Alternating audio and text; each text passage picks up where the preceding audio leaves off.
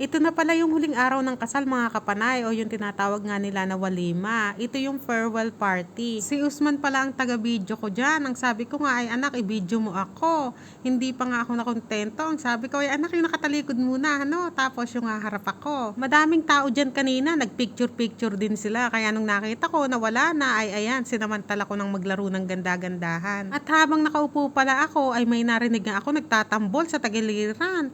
Kaya ang bilis-bilis kong tumayo, nagpaalam ako sa biyanan ko. Ang sabi ko nga ay titingnan ko kung ano yon. Tapos ay nakita ko itong mga to, napadaan lang sila ha. Hindi talaga sila yung ikakasal. Kumbaga sa kabilang marriage hall yan, napadaan sila. Ay ayan, nadamay sila sa video ko ah. Damay-damay na talaga to.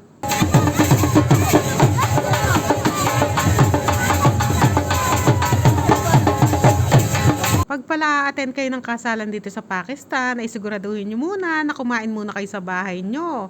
Para iwas gutom ba? Kasi ako dati, sa totoo lang, ay nung una akong sumama sa kasalan, ay nagutom talaga ako. Ang tagal-tagal palang magsimula ng kainan. Talaga namang tumitirik na yata mata ko sa gutom. Sobra talaga naging gutom ko. Dumating na pala yung banda na to. Banda dito, banda doon. Kaya ayan, tambol na naman sila ng tambol. Kasi pala, parating na yung lalaking ikakasal.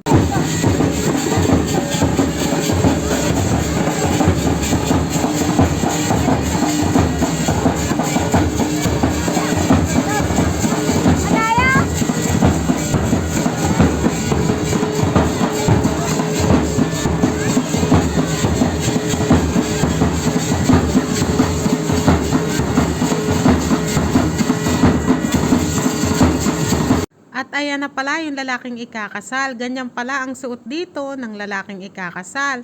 Merong nakalagay sa ulo, tapos may nakasabit sa leeg. Siguro yung kasama niya na yan, nanay niya at saka siguro lola. May mga nagsasabi pala na mas masaya din kasal sa Pinas kaysa dito. Para sa akin naman mga kapanay ay mas nasasayahan ko yung kasal dito kaysa nga sa Pinas. At bago ko pala sagutin ay syempre ibibideo ko muna itong mga photographer na ito at saka videographer na ito. Alam nga naman kayo lang ang mag-video dyan. Ay video ko rin kayo ah. So ayun na nga kasi nga noong araw sa baryo namin uso yung sayawan kaya talaga namang ang saya-saya ng kasalan noong araw, diba? Sa ngayon kasi madalang na lang yung may sayawan. Tapos kunwari may sayawan ay halos wala nang dalaga na nakikipagsayaw ba. Dati kasi maraming umuupo na dalaga, ngayon wala na.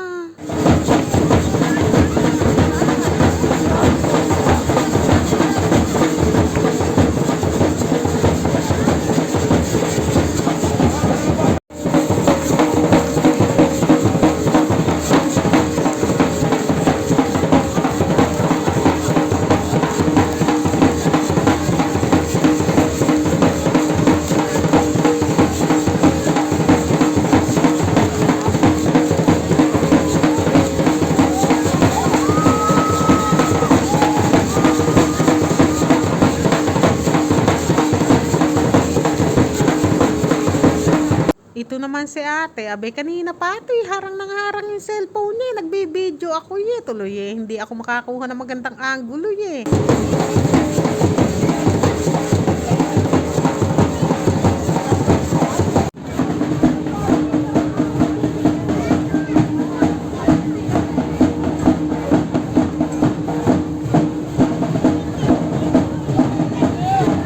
At ayan na pala, yung bride mga kapanay sa wakas dumating na. Ibig sabihin niyan ay kainan na yan. Oras makaupo yan talaga, kainan na. Kulay pula pala ang kadalasan na wedding dress dito. Minsan naman may nakikita rin ako pink, purple, ganyan.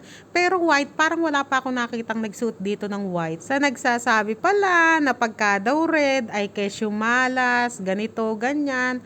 Ay hayaan nyo na mga kapanay kasi bawat bansa naman ay iba-iba ng paniniwala, diba? Pero meron na rin naman sa Pinas na nagsusuot na red wedding dress tulad ni Miss Regine.